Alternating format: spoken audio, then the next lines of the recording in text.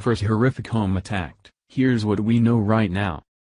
Dr. Ben Carson, the Secretary of Housing and Urban Development, has reported that his home in Virginia was vandalized with horrible things.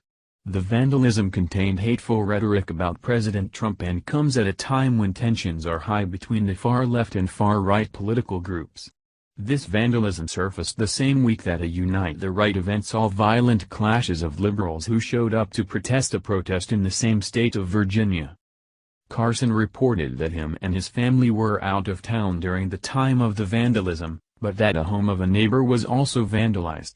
Carson indirectly thanked, while mentioning, that a neighbor had cleaned up the majority of the mess before Carson and family returned home.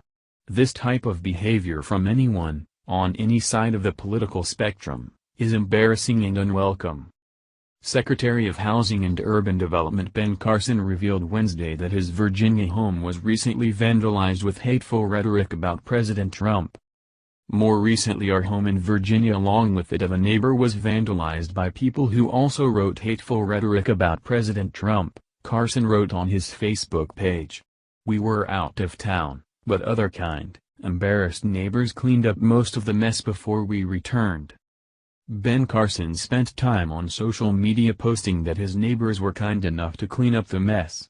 He then shifted to talking about the racial divide in America and touched on events in Charlottesville that possibly sparked even more political issues and tensions. Carson posted the anecdote as part of his response to the racial and political strife emanating from the events in Charlottesville last weekend. He also told a story about a time he and his wife purchased a farm in rural Maryland. He said one neighbor put up a Confederate flags.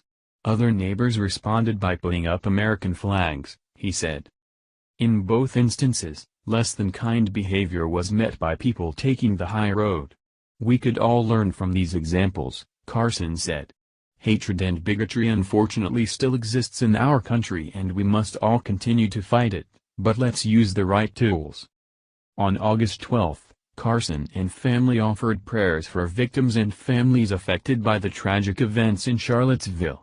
He stated that he was pleased with how President Trump has disavowed any form of white supremacy behavior, but also stated that we should reject forces of political division, radicalism, and terrorists from all points of the world. The country has been plagued by radicalized leftists consistently causing violence, uproar, and attempting to erase history and everything that offends them. Some people, like Takia Thompson, have been arrested and face felony charges for their ludicrous behavior and inconsideration for the law. She climbed atop a Confederate statue and placed a rope around the statue, which people below then pulled and took the statue down. She was arrested, confessed, and the leftists consider her a hero. She's not a hero at all, she's just another criminal about to get nailed with charges that could affect her for the rest of her life. If she's convicted of a felony, then she may have a difficult time landing a well-paying job. This means she could have a higher probability of living a life on welfare which will come out of the taxpayers' pockets. Committing a felony in hopes to make a political point is not ever a good idea. Committing the crime on video, in front of numerous witnesses, and then confessing to it suggests that she only wanted her 5 minutes of fame, but that could cost her a lifetime of losing job offers. Some employers won't hire convicted felons, regardless of what the crime may be. Ben Carson posted on Facebook about people working together to achieve greatness. Unfortunately, one look around America will suggest that our far-right and far-left groups have failed to serve America in the best way possible. Most of that blame falls upon the far-left extremists who consistently display their violent acts of intolerance and willingness to shut down free speech. Their actions are a form of free speech, but they don't want anyone else, with an opposing view, to enact their rightful American and constitutional providing the freedom of speech. Carson had this to say. In the past, our country has been able to accomplish great things when we worked together. I can think of no societies that became great through division. If Democrats and Republicans continue in an us versus them mode, we all lose. Our real enemies are probably saying to themselves, should we try to destroy them or should we just wait and let them destroy themselves?